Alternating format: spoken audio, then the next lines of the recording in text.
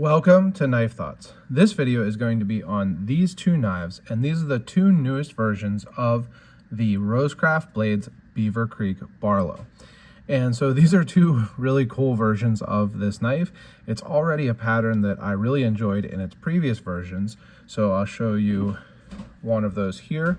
This is the gray bone version that RoseCraft Blades previously came out with. And if you follow my channel, you probably know that I have a particular soft spot for Barlows. So what is a Barlow? Well, a Barlow is a knife that has an elongated bolster. A kind of general rule of thumb is that the bolster be about 1/3 the total length of the handle, which this definitely adheres to. And a Barlow is most often a regular jack like this. So you can see it has a rounded butt end that is wider than the pivot end. Now this is kind of a square-ended pivot, which is not always the case, but there can also be other types of Barlows like curved Barlows and things like that. But this is a very traditional Barlow, and its sheep foot blade is a very traditional blade shape.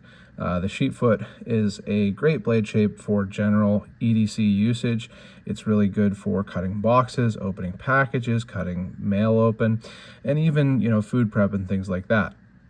The sheep foot is one of my favorite blades for sure for the Barlow. And with that in mind, I'll give you a size comparison to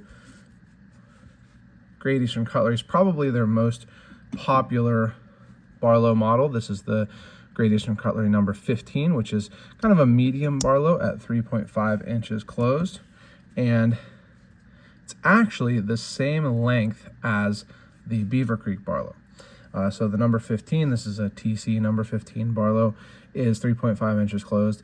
And the Beaver Creek is also 3.5 inches closed. But you can see that they're a different size knife.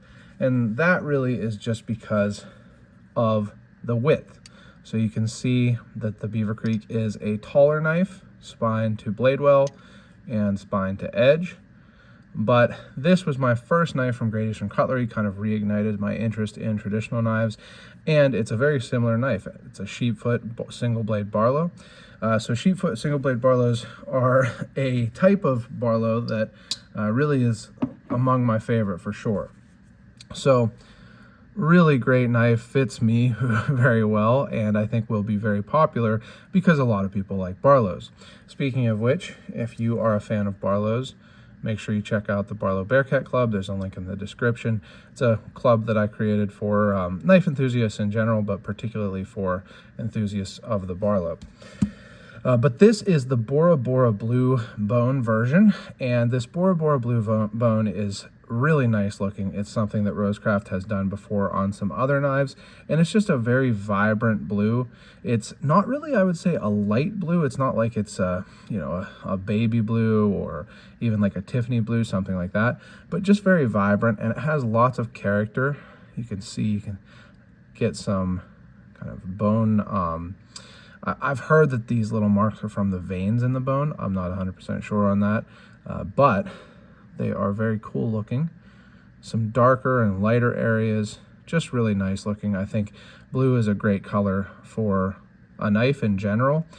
This is the one that I did not carry and use, but I think that this is a beautiful color for the knife. Now, these are made really well. You can see that there's no gap between the bolster and the covers. The back spring, really nicely done. And the action on both is, I would say, right around a 5. It's very pinchable because of that nice tall sheep foot. You can use the nail nick also.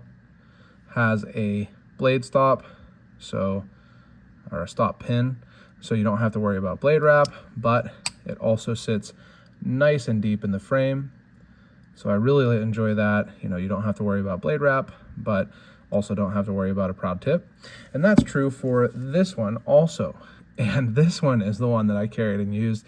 And I like the blue bone, but man, I couldn't help but carry and use this one. Look at the Stag on this knife.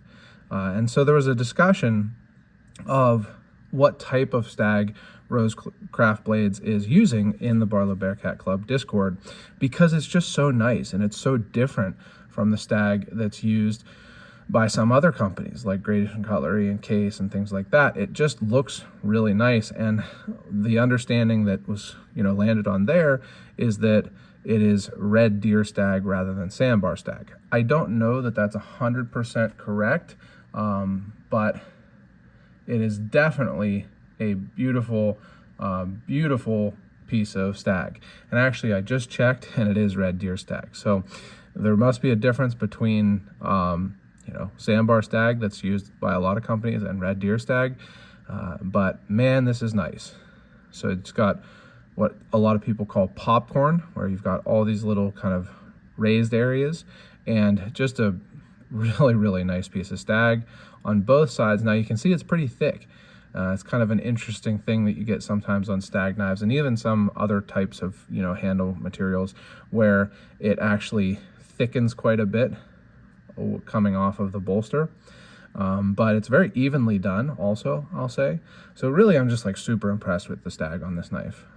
It's just very pretty, very well done. And the same goes for everything else. You can see there's no gaps between the covers and the bolsters. Back spring, very nicely done.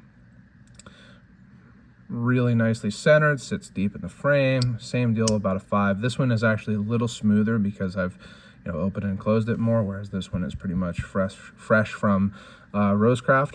But no blade play either.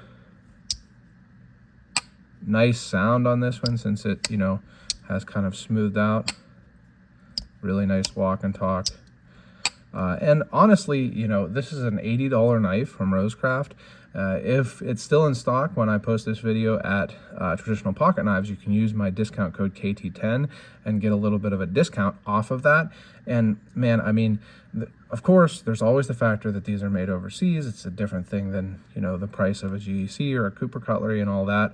But the quality for that price, I mean, you know, you can likely get it for under $80 shipped at Traditional Pocket Knives, depending on how the coupon and shipping works out.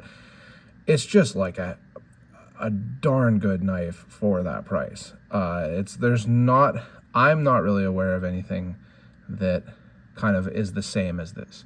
With this quality of stag, the construction, a D2 blade, which I really prefer. I really like that it's D2 instead of 1095 or something like that, because I do like stainless steel. D2 is not technically stainless, but it's stainless enough.